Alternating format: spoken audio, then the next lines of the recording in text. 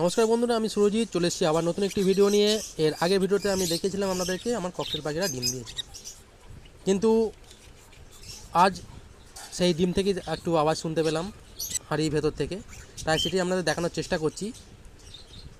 কিন্তু ফিমেল পাখিটি এতটাই অ্যাগ্রেসিভ, সে মোটেই ডিম থেকে উঠবে না। এখানে হয়তো নতুন বেবি হ্যাচিং হয়েছে, কারণ এখান থেকে আমি আওয়াজ পাচ্ছিলাম ফিডিংয়ের। আর যে সমস্ত এগগুলো রয়েছে তার মধ্যে দেখলাম দু একটা থেকে হয়তো ছোট ছোট বেবি বেরিয়েছে, দেখুন আপনারা দেখলেই বুঝতে পারবেন।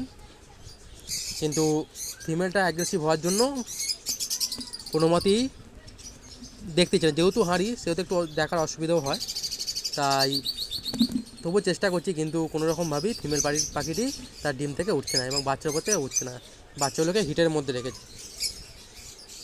তো দেখুন, যদি ভালো লাগে অবশ্যই লাইক শেয়ার সাবস্ক্রাইব করবেন, সঙ্গে থাকবেন, পাশে থাকবেন, দেখতে থাকবেন এসএম ওয়ার্ল্ড।